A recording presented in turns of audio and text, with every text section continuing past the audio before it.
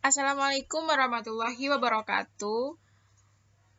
Perkenalkan, saya Risnada Cahyani Pratiwi sebagai perwakilan dari kelompok 8 yang beranggotakan saya sendiri Risnada Cahyani Pratiwi dan Dimas Edi Prayoga dari kelas IPA 3. Di sini saya akan memaparkan mengenai penggunaan program SPSS pada statistik ANOVA.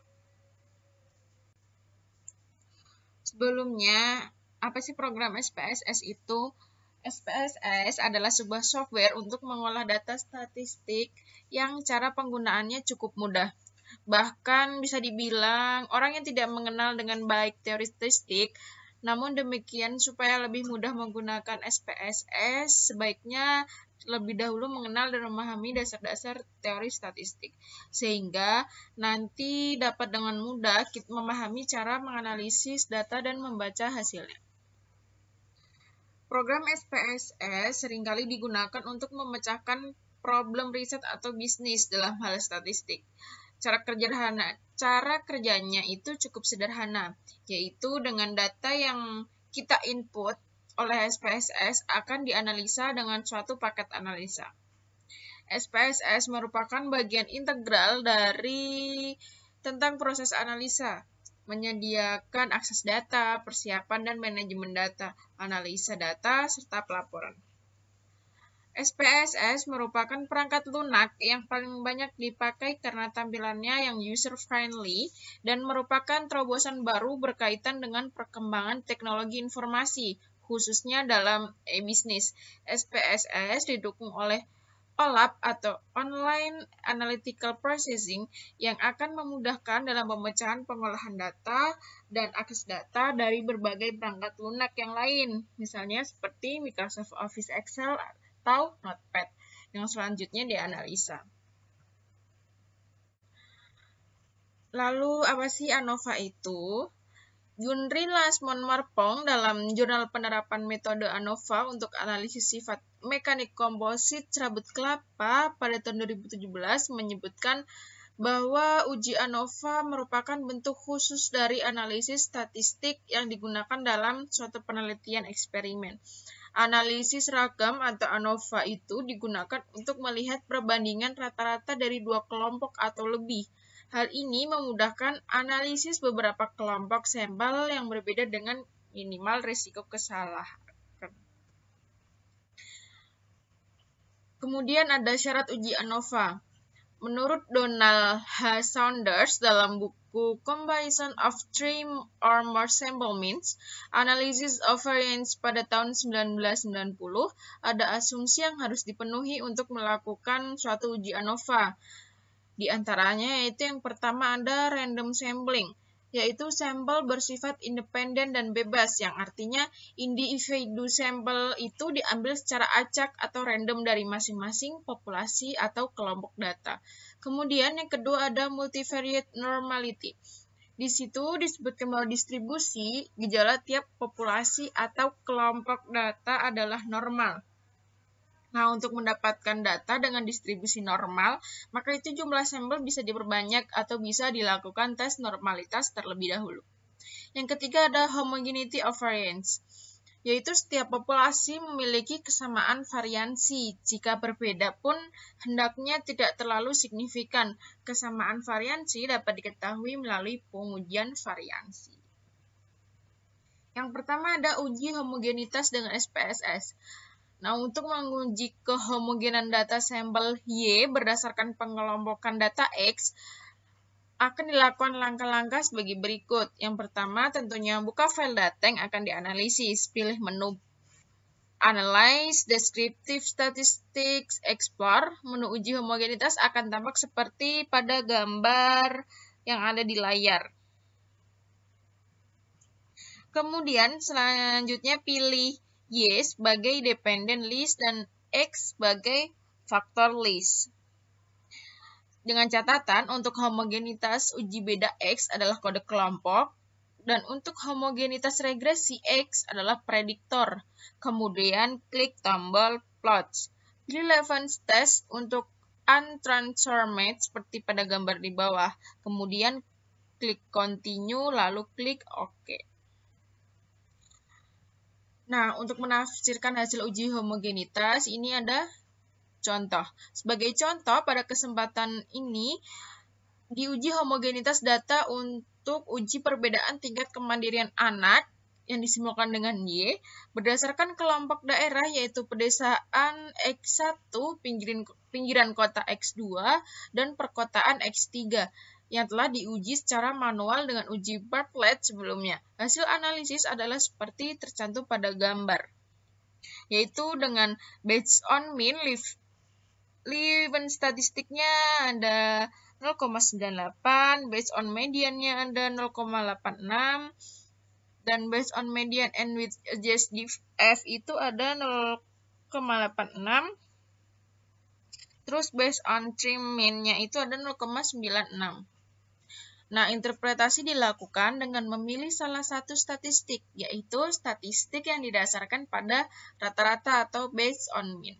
Hipotesis yang diuji, yaitu H0-nya itu, variansi pada tiap kelompok itu sama atau homogen. H1-nya atau dari penolakannya itu, variansi pada tiap kelompok itu tidak sama, yaitu tidak homogen.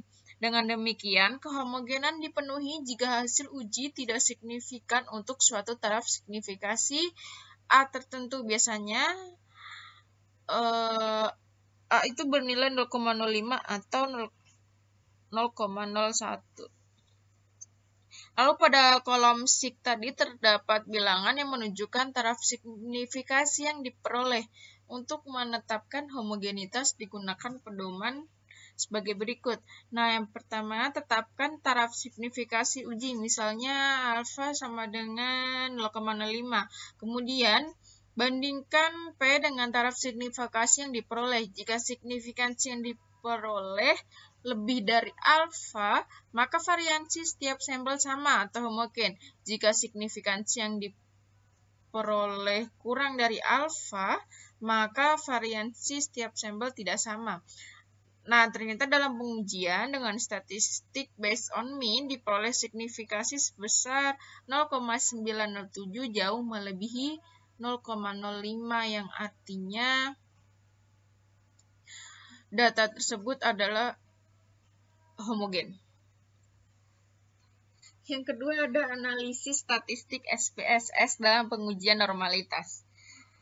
Apa sih uji normalitas itu? Uji normalitas merupakan sebuah uji yang dilakukan dengan tujuan untuk menilai sebaran data pada sebuah kelompok data atau variabel. Apakah sebaran data tersebut berdistribusi normal atau tidak? Uji normalitas itu berguna untuk menentukan data yang telah dikumpulkan berdistribusi normal atau diambil dari populasi normal. Sebagai contohnya, ini ada contoh kasus di mana kita akan melakukan penelitian dan sudah mengumpulkan data nilai dari 30 orang.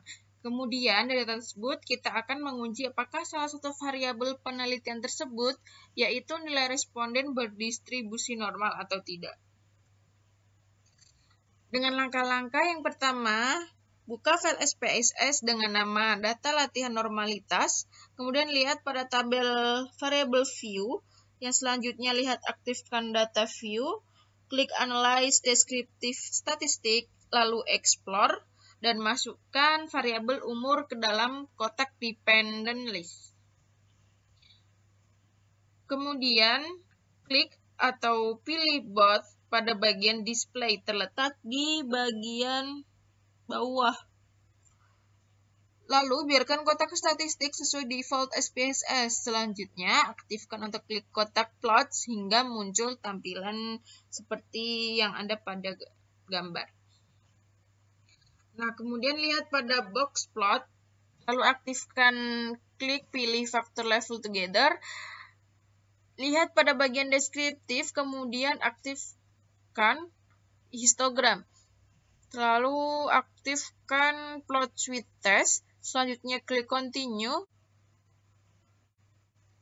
Lalu klik OK dan lihat hasil output SPSS-nya. Nah, nanti output SPSS-nya itu akan muncul tampilan seperti pada gambar. Kemudian simpan file output SPSS-nya dengan nama sesuai eksperimennya. Nah, untuk interpretasi hasil uji normalitas datanya, lihat pada tabel test of normality, terdapat dua jenis uji normalitas, yaitu Kolmogorov-Smirnov dan Shapiro-Wilk. Dan penggunaannya adalah Kolmogorov-Smirnov untuk sampel besar atau lebih dari 50, Shapiro-Wilk untuk sampel kecil atau kurang dari 50. Data bisa dikatakan berdistribusi normal apabila nilai P atau sigma lebih dari 0,05, baik dari Kolmogorov-Smirnov maupun Shapiro-Wilk, dengan kesimpulan bahwa data tersebut berdistribusi normal karena nilai P-nya lebih dari 0,05. Kemudian yang ketiga, kita ada analisis statistik SPSS dalam pengujian hipotesis. Sebelumnya, kita siapkan aplikasi SPSS dan juga data yang ingin diuji. Untuk latihan, saya akan sedikit menjelaskan bagaimana pengujian hipotesis menggunakan SPSS versi 22. Pada kali ini, saya akan menjelaskan melakukan pengujian hipotesis untuk mencari apakah variabel stres kerja X1 dan kepuasan kerja X2 memiliki pengaruh terhadap variabel prestasi guru yang disimbolkan dengan Y, dengan langkah sebagai berikut. Yang pertama, atur variabel view terlebih dahulu dan sesuaikan dengan karakter data yang ingin diuji, misalnya seperti pada gambar tersebut. Lalu input data ke data view.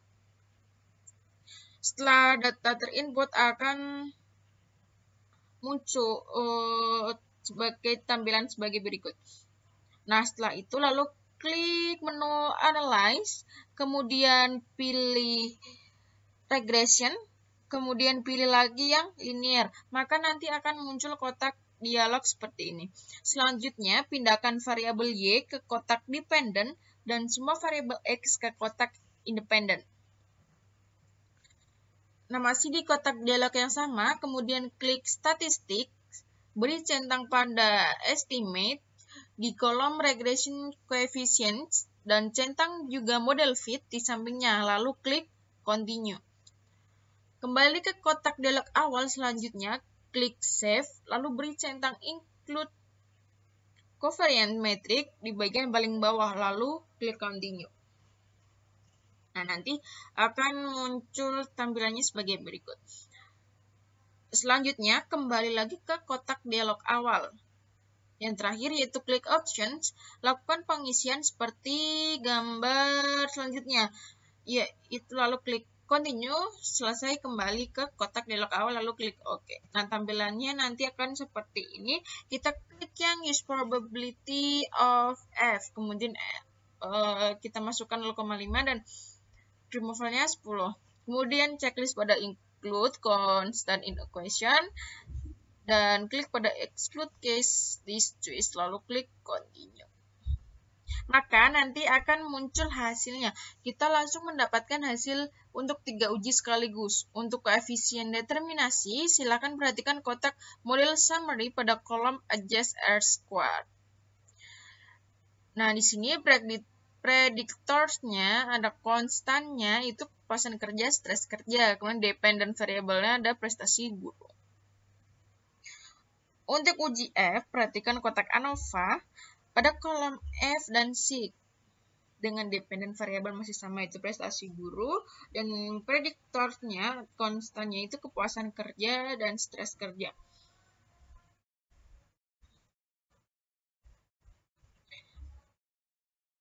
Nah, untuk uji T, silakan kita perhatikan kotak koefisien pada kolom T dan C.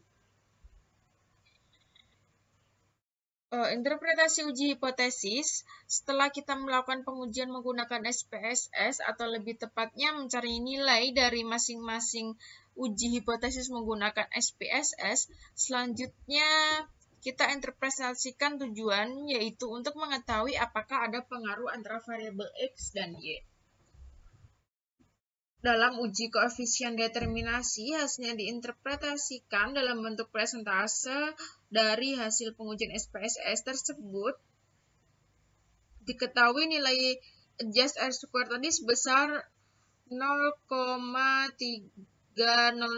apabila dipresentasekan menjadi 30%. Jadi dapat disimpulkan bahwa variabel X dalam menjelaskan variabel Y hanya sebesar 30%. Sisanya sebesar 70% itu hanya dijelaskan oleh variabel lain di luar model. Hasil ini menunjukkan hasil yang kurang baik. Karena apa? Karena hasil presentasi yang baik adalah apabila besar presentasi penjelas mendekati angka 100%. Mungkin sekian yang dapat saya sampaikan, kurang lebihnya saya mohon maaf, dan apabila ada materi yang kurang jelas atau pemaparan yang kurang jelas, saya mohon maaf. Wassalamualaikum warahmatullahi wabarakatuh.